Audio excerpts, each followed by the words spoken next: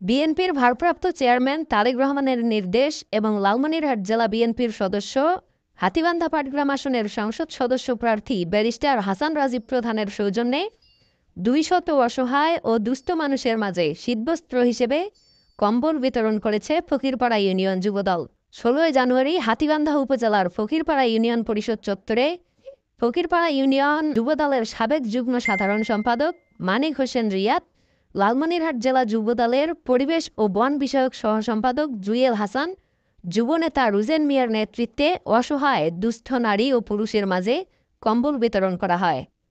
এ সময় ফকিরপাড়া ইউনিয়ন পরিষদের chairman Fazlar Rahman Khokon, Fakirpara union যুবদলের সদস্য মাহবুব আলম, ফকিরপাড়া ইউনিয়ন ছাত্রদলের সাংগঠনিক সম্পাদক রফিকুল হাসান, স্বেচ্ছাসেবক দলের সভাপতি জাহিদুল ইসলাম, কৃষক দলের সাধারণ সম্পাদক আজিজুল ইসলাম সহ বিএনপি ও সকল অঙ্গ সংগঠনের নেতৃবৃন্দ উপস্থিত ছিলেন। আমাদেরকে কম্বলটা দিল তো দলের থাকি। কোন দল?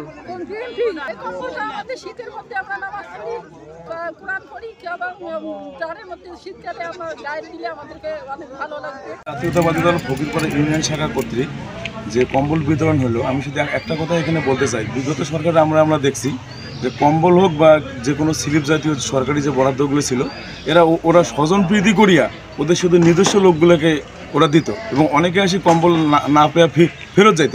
আমরা বাংলাদেশ জাতীয়তাবাদী যুবদল ফকিরপাড়া ইউনিয়ন আজকে যে লোকদেরকে আমরা এখানে উপস্থিত করাইছি, প্রত্যেকটা লোক এখানে বিধবা এবং অসহায়, এবং যেটা সত্যতা আপনারা এখানে এই ইউনিয়নের চেয়ারম্যান উনি নিজেই সত্যতা প্রকাশ করছে যে এই লোকগুলো পাওয়ার যোগ্য।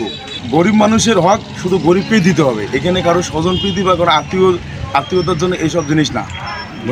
বাংলাদেশ জাতীয়তাবাদী যুবদল ফকিরপাড়া ইউনিয়ন শাখা কর্তৃক আয়োজিত আজকের এই শীতবস্ত্র বিতরণ ইনশাআল্লাহ ব্যারিস্টার হাসান রাজীব প্রধান ভাইয়ের নির্দেশনায় আমরা প্রায় 200 অসহায় ও দুস্থ মানুষের মাঝে কম্বল বিতরণ করতে সক্ষম হয়েছি। এজন্য মহান আল্লাহর কাছে শুকরিয়া আদায় করছি। পাশাপাশি ব্যারিস্টার হাসান রাজীব প্রধান ভাই যেভাবে নির্দেশনা দিয়েছেন মানুষের পাশে থেকে মানুষের জন্য কাজ করার জন্য, আগামী দিনে 31 দফা নিয়ে কাজ করব। পাশাপাশি আমাদের দেশনেত্রী বেগম খালেদা জিয়া অসুস্থ, সকলের কাছেই তিনি দোয়া চেয়েছেন। আমরা সেই আলোকেই সবাইকে বলছি, সবাই দেশনেত্রী বেগম খালেদা জিয়ার জন্য দোয়া করেছেন এবং আগামী দিনে ধানের শীষ মার্কায় ভোট দিবেন, এই প্রত্যাশা সকলেই আমাদের সামনে করেছেন। এই ইউনিয়ন পরিষদে সরকারি বরাদ্দ খুব তৎসম আসে।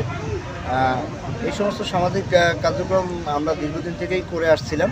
তারই আলোকে আমাদের যুবদলের যে নেতৃবৃন্দ আমরা আছি, আমাদের আসলে এই চিন্তাভাবনাটা পরবর্তীতে ব্যারিস্টার হাসান রাজীব প্রধান ভাইয়ের সাথে আমরা শেয়ার করি যে ভাই অত্যন্ত শীত সত্যপ্রবাহ শুরু হয়েছে, সত্যপ্রবাহের এলাকায় আমরা কী করতে পারি। উনি নির্দেশনা দেন যে তোমরা অসহায় দুস্থ মানুষদের মাঝে কম্বল বিতরণ করতে পারো।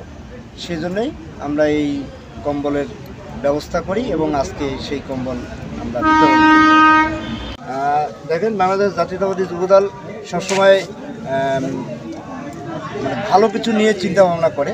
সেই ভালো কিছু চিন্তাভাবনার আলোকে আগামী দিনে যুবদলের আমাদের ফকিরপাড়ার যে চিন্তাভাবনা সেটা হলো আমরা প্রত্যেকটা মসজিদ এবং মাদ্রাসা পাশাপাশি বিভিন্ন শিক্ষা প্রতিষ্ঠানগুলোতে আমরা বৃক্ষরোপণ করার একটা পরিকল্পনা করতেছি। দেখি খুব শীঘ্রই সেটাও আমাদের নেতা ব্যারিস্টার হাসান রাজীব ভাইয়ের সঙ্গে পরামর্শ করে আমরা সেটা শুরু করব এবং আমাদের দেশনায়ক জনাব তারেক রহমান যে 31 দফা আগামী দিনে রাষ্ট্র মেরামতের জন্য যে 31 দফা পেশ করেছেন, সেই 31 দফা নিয়ে আমরা খুব শীঘ্রই মার্চ ফর হোম শুরু করব আর কি।